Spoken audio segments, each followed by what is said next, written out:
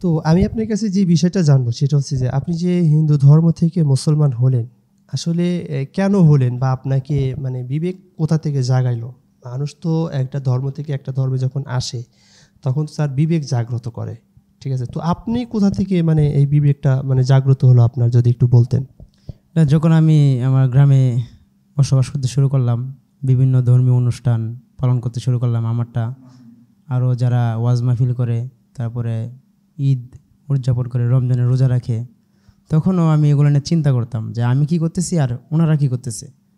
তো আমার সাথে যে বন্ধু বান্ধব থাকতো, কিছু দুষ্ট বন্ধু থাকে, তারাও এরকমভাবে দুষ্টামি করে এরকমভাবে অনেক কথা বলতো যে তোরা কি একটা পূজা করস। আবার তারাও আসতো আমার পূজার মাঝে, হ্যাঁ, এসে আমোদ ফুর্তি করতো, রাত কাটাই দিত। হ্যাঁ, তখন বলতো আর কি যে তোমরা কি পূজা করো, তোরা কি পূজা করস, একটা মাটির মূর্তি পূজা করস, একটা বুত্তা বানায়া কেমন কি করস, খাইতে পারে না, লড়তে পারে না, বলতে পারে না। আর আমরা কি সুন্দর মসজিদে নামাজ পড়ি, অথচ তারা কিন্তু 5 ওয়াক্ত নামাজ আদায় করতো না। তারপরেও আমি এগুলোর সাথে মিলাইছি, আমার বিবেকরে জাগানোর চেষ্টা করছি যে সত্য সত্য তো এগুলা যে বলতেছে আসলে তো সত্য। তো এগুলো নিয়ে চিন্তা ভাবনা শুরু করলাম যে যখন আমার হিন্দু ধর্মে ছিলাম আমি, তখন আমাদের কোনো মানুষ মারা যাইতো, মৃত্যুবরণ করতো, প্রত্যেকটা মানুষের কিন্তু মৃত্যুর স্বাদ গ্রহণ করতেই হবে, কেউ পলায়ন করতে পারবে না মৃত্যু থেকে। তো যখন মানুষ মারা যেত তখন তাদেরকে পোড়া হইতো, আগুনে পোড়া হইতো, শ্মশান ঘাট আছে, ওই জায়গায় নিয়ে পোড়ানো হইতো। তখন আমরা যাইতাম, আমরা ভাবতাম যে দুনিয়াটা এরকমই, হ্যাঁ, যে হয় পুরিয়া শেষ। আবার ইসলাম ধর্মে যখন মানুষ মারা যেত, তারাও তো মরতো, তখন তাদের কাছে যাইতাম। বন্ধু বান্ধবের আব্বা যখন মারা যেত, দাদা মারা যেত, তখন যাইতাম, তাদের কি সুন্দর এরকমভাবে গোসল দিত মশারি টাঙায়া, হ্যাঁ, কি সুন্দর আদর যত্ন করে। কেউ বলতেছে যে এরকমভাবে এই আস্তে গোসল করাতেছে, আস্তে ব্যথা পায় না যেন। আমারটার মধ্যে যেরকম আমি যাইতাম, খুব কাছে যাইতাম, মাঝে মাঝে আত্মীয় স্বজন নিজের আপনজন মারা যায় তখন খুব কাছে যাইতে হয়, তখন আমারটার সাথে ওটার সাথে মিলাইলাম যে মুসলমান যখন মারা যায় তখন তো তারে কত সুন্দর আদর যত্ন করে মাটি দেওয়ার জন্য পানি দিয়ে গোসল করায়, আগে সাবান দেয়, আতর গোলাপ সুরমা লাগাই দেয়, কি সুন্দর একটা আয়োজন। মাটিতে রাখা হয়। আবার হিন্দু যখন মারা যায় তখন তাকে আগুনে পোড়াইয়া দেওয়া হয় একটা বেজ্যোতির সাথে, তার পরনে একটা কাপড় দেওয়া হয়, ঠিক আছে, এই কাপড়টা তো আগুনে দেওয়ার সাথে সাথেই পুড়িয়া ছাই হয়ে যায়, তো সে উলঙ্গ হয়ে যায়। তো এটা দেখে আমার খুব খারাপ লাগছে যে একটা মানুষ 50-60 বছর, 70 বছর, 80 বছর দুনিয়ার জীবনে সে বসবাস করে, তাকে এরকমভাবে বেজ্যোতির সাথে এরকমভাবে পুড়িয়ে পালানো হইলো। আর ইসলাম ধর্মের মানুষ যারা মারা যায় তখন তাদেরকে কি সুন্দর সম্মানের সাথে বিদায় দেওয়া হয়। আসলে আল্লাহ পাক ইসলাম ধর্মটা কি মনে হয় সত্য, এটা আমার একটু জানার দরকার। তো আমার যখন যেটা ভালো লাগে আমি এটা করবো, এটা আমার অধিকার আছে। তখন আমি আমার বাবাকে জিজ্ঞাসা করলাম, মাকে জিজ্ঞাসা করলাম এইসব বিষয় নিয়ে, যে তোমরা যে ধর্মটা পালন করতেছো এটা কি, এটা আমি তো বুঝতেছি না কোনো কিছু। তো আমার বাবা মা তারা বলতেছে যে এটা আমার বাপদাদারা করতেছে, আমিও করব। আমি বলছি এটা কী সম্ভব, বাপদাদারা করতেছে, বাপদাদা ভুল করে আমিও কি ভুল করব? তো তারা আমাকে বলতেছে তুই এসব নিয়ে কোনো কথা বলিস না, সমাজে আমাদেরকে সমাজে রাখবে না, এসব মানে আয়োজন, মানে এসব কথাবার্তা বলতো। তারপর আমার দাদা মারা গেছে, আমার একদম আপন, আমার বাবার বাবা। তখন আমার বাবা গিয়া মুখে আগুন দিছে। তখন আমি চিন্তা করতেছি, আমার বিবেকরে প্রশ্ন করতেছি যে একটা সন্তান বাবা মা না খায়া নিজের সন্তানকে খাওয়াইছে, হ্যাঁ, এরকমভাবে প্রস্রাব পায়খানা পরিষ্কার করছে, এই সন্তান তার বাবার মুখের মধ্যে আগুন দিতেছে, এটা কীভাবে, এটা কেমন একটা ধর্ম? হ্যাঁ, তো আমার বিবেক তখনই লাড়া দিল, তার মানে আমার বাবা যখন মারা যাবে তখন আমার এই কাজ করতে হবে, এবং আমার ঘর থেকে যদি সন্তান আদি হয় তো তারাও তো একই কাজ করবে, তার মানে আমাকে তারা পুড়ে লাইবে আগুনে। সর্বনাশ, আমি তো এটার মধ্যে ভয়ানক একটা জ্বলন্ত আগুনের মধ্যে বসবাস করতেছি, আমি এটার মাঝে আর থাকবো না, যাই ইসলাম গ্রহণ করি। কারণ ওইটা দুনিয়াতেই মাটি দেয়, তারা মাটির তৈরি, হ্যাঁ, মাটিতেই শেষ হয়ে যাবে। আবার এটা নিয়ে যখন আমি চিন্তা করলাম যে ইসলাম গ্রহণ ধর্ম ছাড়া আর এটা গ্রহণ করা ছাড়া আর কোনো রাস্তা আমার ছিল না। আর আমি মাঝে মাঝে একটা স্বপ্ন দেখতাম, ওইটার যখন আগুন নিয়ে যখন চিন্তা ভাবনা করছি তখন আল্লাহ পাক, হয়তো আল্লাহ পাকের এই এই স্বপ্নটা আমাকে দেখাইছেন। অনেক বড় আগুন আমার চোখের সামনে, রাতে প্রতি রাত্রে না, কিছুদিন পর পর এই স্বপ্ন নিয়ে আমি চিন্তা করতাম, দেখতাম স্বপ্ন, দিনে চিন্তা করতাম, কোনো কুল কিনারা পাই না। এটা কেন দেখি আমি? নিজেকে প্রশ্ন করি যে এটা কী দেখি আমি? তো আমার বুঝতে বাকি নাই যে এটা তো জাহান্নামের আগুন। আমার সামনে হয়তো এটাই আমার জন্য অপেক্ষা করতেছে, না আমি আর এটা মাঝে থাকতে পারবো না, অশান্তির মাঝে ছিলাম। তো আল্লাহ পাক আমাকে কবুল করছেন, ইসলামের ছায়াতলে আসছি, যতটুক জানি অতটুক আমল করতেছি। আর আমার ইচ্ছা যেন এই ইমান যেহেতু আনছি, তাহলে আর ইমান ছাড়বো না, কারণ প্রত্যেকটা জিনিসের একটা স্বাদ আছে। কিন্তু একজন কাঁচামরিচ খায়, সে ঝাল পছন্দ করে, মিষ্টি খায়, মিষ্টি পছন্দ করে। আর ইমানেরও একটা স্বাদ আছে, ওই ইমানের স্বাদটা যে পাইছে সে কোনো দিন ইমান ছাড়তে পারবে না। ঠিক আছে, তো আরও তো হয়তো ইমানের মজা আরও হয়তো পামু ইনশাল্লাহ। আপনাদের কাছে দোয়া চাই যেন আল্লাহ পাক এই দিনের উপর টিকে থাকার মতো তৌফিক দান করে মৃত্যুর আগ পর্যন্ত, এবং দুনিয়া থেকে যেন সম্মানের সাথে, ইজ্জতের সাথে যেন আল্লাহর সাথে সাক্ষাৎ করতে পারি। আমি প্রথমত একটু মানে আপনার বর্তমান যে নামটা, এই নামটা একটু জানতে চাচ্ছি, আপনার পরিচয়টা। আমার নাম হচ্ছে মোহাম্মদ আবদুল্লাহ। মোহাম্মদ আবদুল্লাহ আপনার নাম। তো আমি যতটুকু জানলাম বা আপনার মুখ থেকে যতটুকু শুনেছি যে আপনি আগে হিন্দু ছিলেন এবং হিন্দু থেকে মুসলমান হয়েছেন। তো এই যে আগে যে হিন্দু ছিলেন বা হিন্দু থেকে মুসলমান হলেন, কেন হলেন বা কি কারণে আপনি মুসলমান হলেন, আর আগে যে হিন্দু ছিলেন আপনার সেই গ্রামের বাড়িটা কোথায়, সেই সমস্ত বিষয় নিয়ে একটু যদি বলতেন আর কি। আমার গ্রামের বাড়ি হচ্ছে নেত্রকোনা জেলা, দুর্গাপুর থানা। তো আমি যখন আমার গ্রামে বসবাস করতে লাগলাম, তখনই আগে থেকেই একটু অন্য মানসিকতা ছিল আর কি, যে আমার সৃষ্টিকর্তাকে, আমি আমার সৃষ্টিকর্তাকে খুঁজতাম, যে আমি একটা মাটির মূর্তি পূজা করতেছি, এটা তো আমার রব না, সে তো আমার মালিক না। কারণ তাকে আপনার ভিতরে যে এই মানে এই অনুভূতিটা যে আসলো, এই অনুভূতিটা আসলো কিভাবে? মানে যে কোনো বিষয়তে একটা অনুভূতি লাগে যে আমি যে এখন হিন্দু ধর্মে আছি, আমার এই হিন্দু ধর্মে আমি আছি, আমি মাটির মূর্তি পূজা করতেছি, আমার সৃষ্টিকর্তাকে, এই যে বিবেকটা নাড়া দিল, এইটা কেন নাড়া দিল যদি একটু বলতেন। এটা হচ্ছে আমাকে নিয়ে আমি নিজে নিজে চিন্তা করছি, যে আপনার মানে নিজে নিজে আপনি ভাবছেন যে আমি যে মূর্তির পূজা করতেছি আসলে কেন করতেছি, এটা নিয়ে আপনি নিজে নিজে একটু ঘাটাঘাটি করেন। এরপরে একটু কি হলো যদি একটু বলতেন। এগুলোর পাশাপাশি আমি যখন স্কুলে পড়তাম, তখন প্রাইমারিতে পড়ি, তখন ধার্মিক বই আছে, ওইগুলো নিয়ে একটু পড়াশোনা করলাম। যেমন ক্লাস 5-এর মাঝে একটা, অনেক আগের কথা, তো ক্লাস 5-এ যখন পড়ি তখন একটা জুপিটার একটা গাইড ছিল, সমস্ত ধর্মের বিষয়গুলো একসাথেই ছিল, সব বিষয়। তো তখন হঠাৎ করে আর কি আমি ইসলাম ধর্মের আর কি কিতাব যখন খুলি, তখন হজরত মুহাম্মদ সাল্লাল্লাহু আলাইহি ওয়াসাল্লামের জীবনী আমি পাই। মক্কা থেকে মদিনায় যখন উনি হিজরত করলেন, পরীক্ষা গ্রহণ করলেন, তখন ওনার আখলাক, চরিত্র এবং সাহাবায়ে কেরাম রাদিয়াল্লাহু তাআলা আনহুমদের সাথে কী ব্যবহার করছেন, এগুলো দেখে আমার খুব ভালো লাগছে যে মানুষ এমন হতে পারে, কেমন মানুষ ছিলেন। তো এই জন্যই এটা বিষয়ে একটু দেখলাম এটাতে কি আছে এমন। তো আস্তে আস্তে বড় হতে লাগলাম। তখন থেকেই আমার কাছে আমার বন্ধুরার সাথে যখন চলাফেরা করতাম, তখন আমার বন্ধুরা আর কি অন্যরকম ছিল। তারা 5 ওয়াক্ত নামাজ পড়তো না, হয়তো তারা মুসলমান ছিল, কিন্তু সাপ্তাহিকভাবে শুক্রবার জুমার নামাজ আদায় করতো। তাদের সাথে বেশিরভাগ সময় দিতাম আমি। তো তারা যখন জুমার নামাজ পড়ে বের হইতো, খুব তাড়াহুড়া করে বের হইতো, হ্যাঁ, তখন আমি তাদেরকে জিজ্ঞাসা করতাম যে তোমরা যে নামাজ তো 5 ওয়াক্ত, তোমরা তো সপ্তাহে একদিন নামাজ পড়ো, হ্যাঁ। তো তারা উত্তর দিত এটাই যে আমাদের সময় হয় না, হ্যাঁ। তারপর আমি একটা কথা বলছিলাম তাদের সামনে, প্রায় এই কথাগুলো বলতাম যে আমি যদি মুসলমান হইতাম আমি 5 ওয়াক্ত নামাজ আদায় করতাম। তো আল্লাহ পাক আনছে। তো তখন থেকেই এই অনুভূতিটা আপনার জাগছে। তখন আপনার বয়স কত ছিল? এটা তখন 15-16 এরকম। তখন আপনার বয়স 15-16, এখন বর্তমানে আপনার বয়স কত? এখন বয়স 26-27 এরকম চলতেছে। 26-27 চলতেছে। তো বর্তমানে আপনি মানে কত বছর আগে ইসলাম ধর্ম গ্রহণ করেছেন? আমি ইসলাম গ্রহণ করছি 2017 সালে। 2017 সালে ইসলাম ধর্ম গ্রহণ করেছেন। কোথায় কিভাবে হয়েছেন?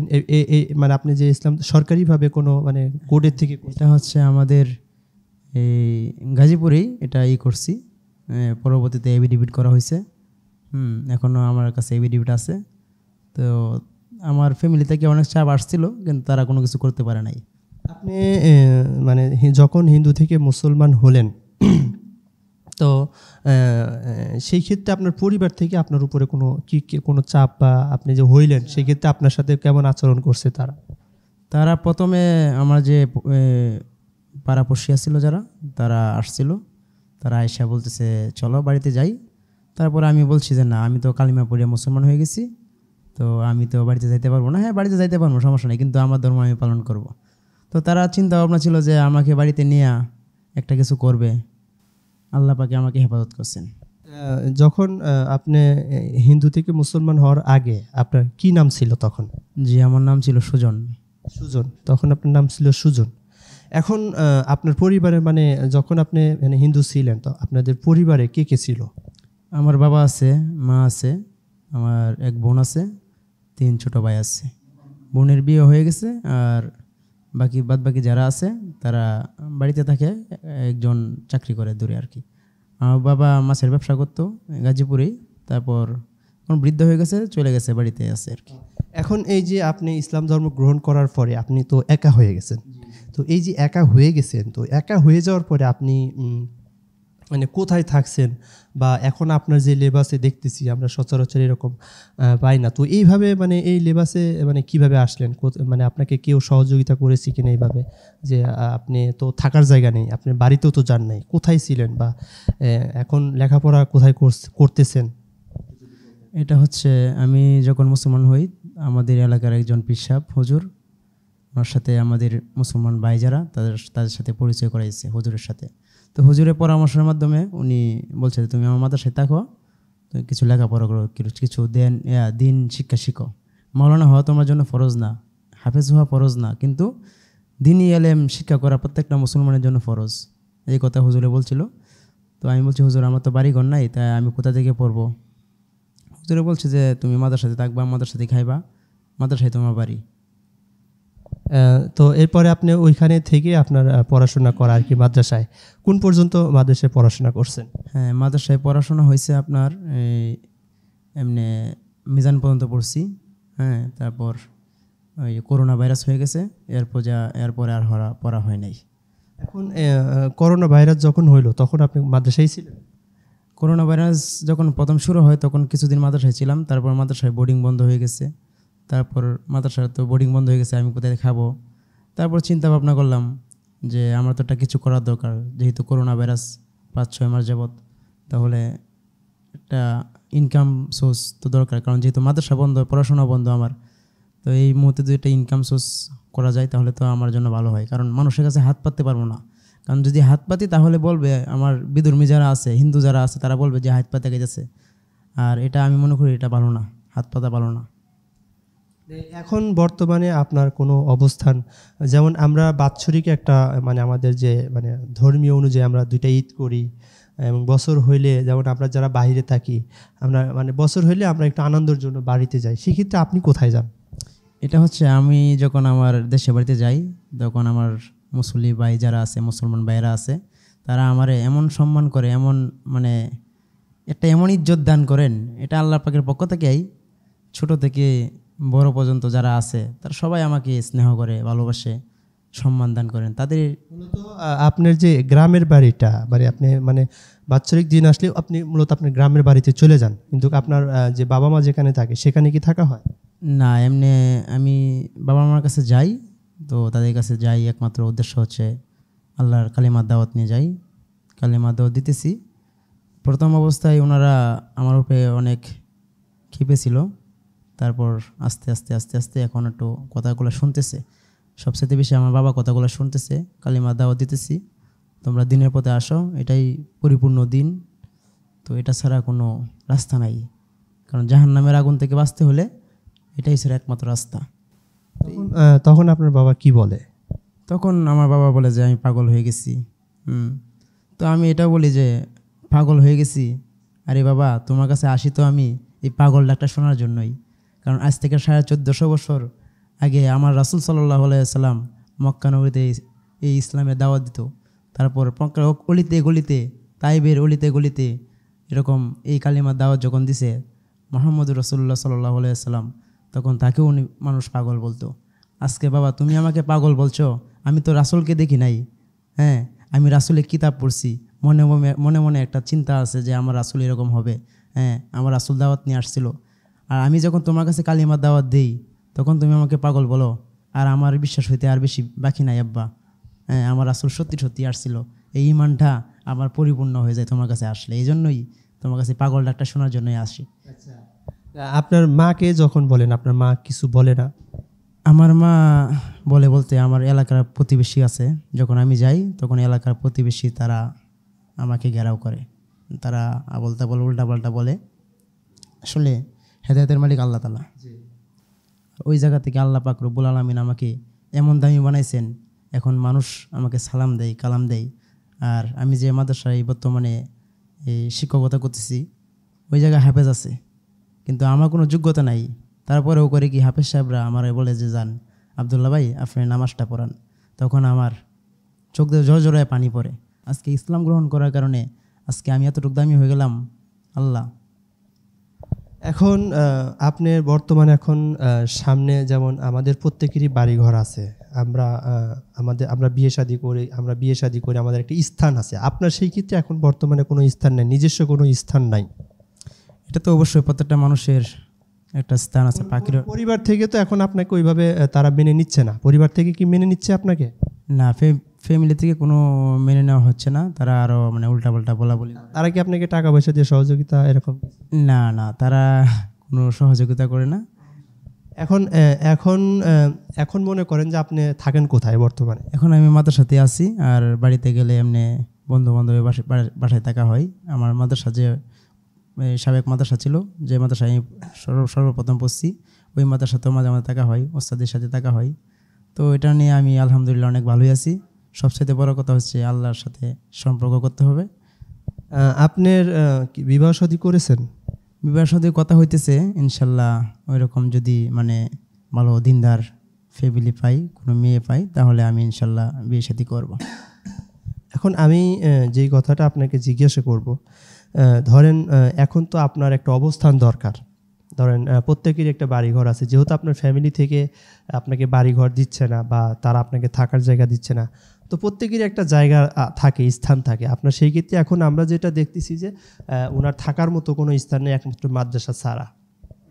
দেখা যাচ্ছে মাদ্রাসা যদি বন্ধ হয়ে যায়, সেই ক্ষেত্রে ওনাকে কী করতে হচ্ছে, বিভিন্ন বন্ধু বান্ধবের বাসায় যায় তাকে থাকতে হচ্ছে, তাই না? ঠিক তো এখন বর্তমানে আপনার এই অবস্থা। জি ইনশাল্লাহ হবে, কারণ ধনী গরিব বানানো মালিক একমাত্র আল্লাহ তাআলা। আজকে মানুষ ধনী আছে, সকালে ধনী সন্ধ্যায় ফকির, তো আবার সন্ধ্যায় ফকির সকালে ধনী।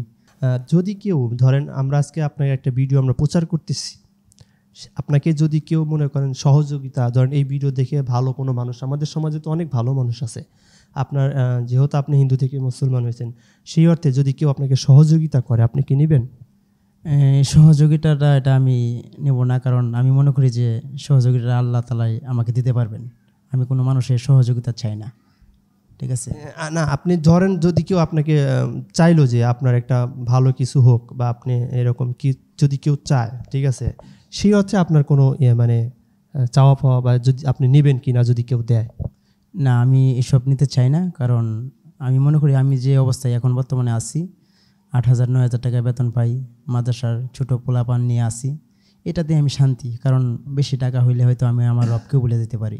যে বেতনটা পাচ্ছেন, এই বেতনটা দিয়ে আপনি এখন মানে এই টাকাটা কি করতেছেন বর্তমানে? এটা হচ্ছে আমি মাঝখানে 3 চিল্লার সময় লাগাইছিলাম, ওই জায়গায় কিছু ঋণ হয়ে গেছিলো, ওইটাতে আমি কিছু টাকা দেওয়ার চেষ্টা করছি, প্রায় কাছাকাছি শেষ হয়ে গেছে।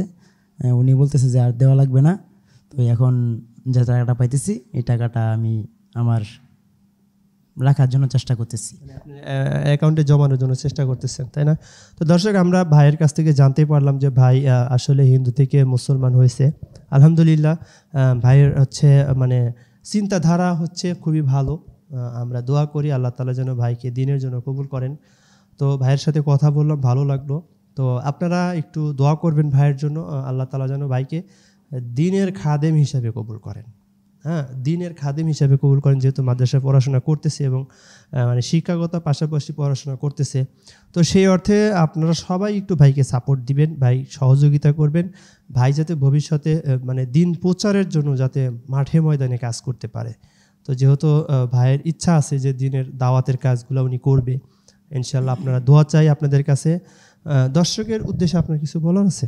যারা দর্শকদের উদ্দেশ্য এটাই বলা যে আমরা মুসলিম, আমাদের জাতি হচ্ছে সর্বশ্রেষ্ঠ জাতি, আমরা সর্বশ্রেষ্ঠ নবীর সর্বশ্রেষ্ঠ উম্মত। নিজেকে নিয়ে একটু ভাবা, ঠিক আছে? যেমন আমরা মুসলিম জাতি, আমরা মুসলমান জাতি, আমরা পরিচয় জানি না। যেমনভাবে আমাদের বাংলাদেশের জাতীয় পাখির নাম হচ্ছে দোয়েল। দোয়েল পাখি বাস করে জঙ্গলে, খাই পোকামাকড়, ঠিক আছে? কিন্তু দোয়েল পাখি যদি জানতো সে বাংলাদেশের জাতীয় পাখি, সে রাষ্ট্রপতির কাছে বলতো, প্রধানমন্ত্রীর কাছে বলতো যে আমার বিশাল বড় অট্টালিকা লাগবে, কারণ আমি তো বাংলাদেশের জাতীয় পাখি। হ্যাঁ, তো মুসলমান জাতি এমন একটা জাতি, সে তার পরিচয় জানে না, এই জন্য সে আবল তাবল করতেছে, জঙ্গলে তাকে গোবর খাই। হ্যাঁ, হয়তো আমার কথাগুলো খুব খারাপ লাগতেছে, কিন্তু এটাই সত্য। কুনতুম খায়রা উম্মাতিন উখরিজাত লিন-নাস তা'মুরুনা বিল মা'রুফ ওয়া তানহাউনা আনিল মুনকার।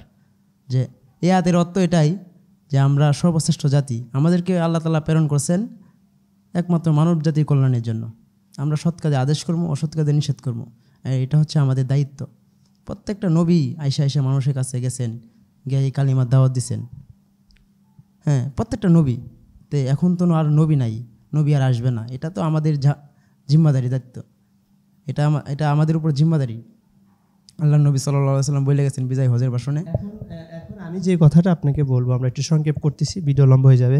আমি আপনাকে যে কথাটা বলবো, যেহেতু আপনি ইসলাম ধর্ম গ্রহণ করেছেন এবং আপনি লেখাপড়া করতেছেন রানিং, তো সামনে ভবিষ্যতে আপনি কি হওয়ার ইচ্ছা এই লাইনে? আপনি যেহেতু অনেকেই হিন্দু ধর্ম থেকে মুসলমান হয়ে অনেকে রাস্তায় মানুষের কাছে হাত পাতে, টাকা চায়। হ্যাঁ, সেই ক্ষেত্রে আপনার থেকে আপনার মানে একটু ভিন্নভাবে দেখলাম আপনাকে।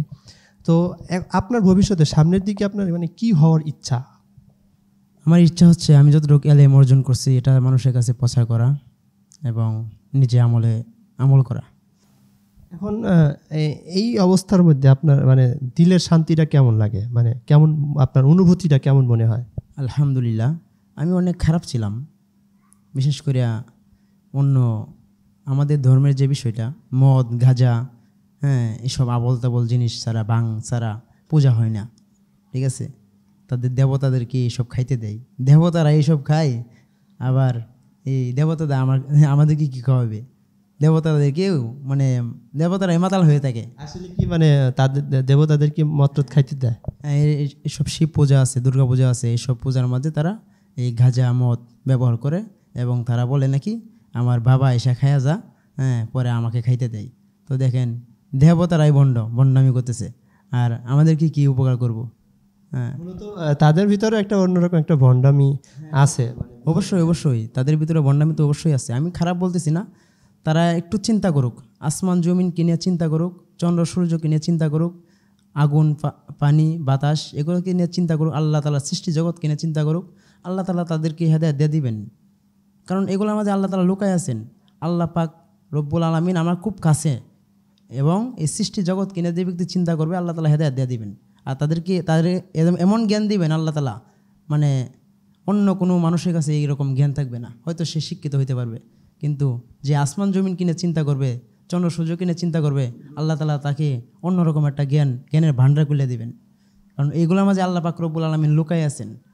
হ্যাঁ, আমাদের সাথে লুকোচুরি করতেছেন, কিন্তু আমরা বুঝতেছি না। আজকে একটা হিন্দু মানুষ যদি চিন্তা করতো, যখন রান্না করে যে আগুনটা যে এত তাপ, হ্যাঁ, তখন সে যদি আগুনটা নিয়ে চিন্তা করতো, সে কিন্তু হেদায়েত পেয়ে যেত। পানি যখন খায় তখন যদি চিন্তা করতো সে যে এই পানিকে সৃষ্টি করেছে, যখন নিঃশ্বাসটা নেয় তখন যদি চিন্তা করতো যে নিঃশ্বাসটা অক্সিজেনটা কে দিতেছে আমাকে, এসব নিয়ে যদি চিন্তা করতো, আল্লাহকে পাওয়া খুব সহজ, একদম সহজ। কিন্তু মানুষ চিন্তা করে না, খায় আর খালি উল্টাপাল্টা করে। আসলে এটার নাম জিন্দেগি না। জিন্দেগি রাসূল সাল্লাল্লাহু আলাইহি ওয়াসাল্লাম আমাদেরকে শিখিয়ে গেছেন, ওই মোতাবেক চলতে হবে, এরপরে আর কোনো দিন আসবে না, একটাই দিন ইনশাআল্লাহ আমরা ভাইয়ের কথা শুনলাম এবং ওনার কথাগুলো আমরা জানলাম, জানতে পেরে খুবই ভালো লাগলো। তো সবাই ভালো থাকেন, সুস্থ থাকেন। আসসালামু আলাইকুম রহমতুল্লাহ।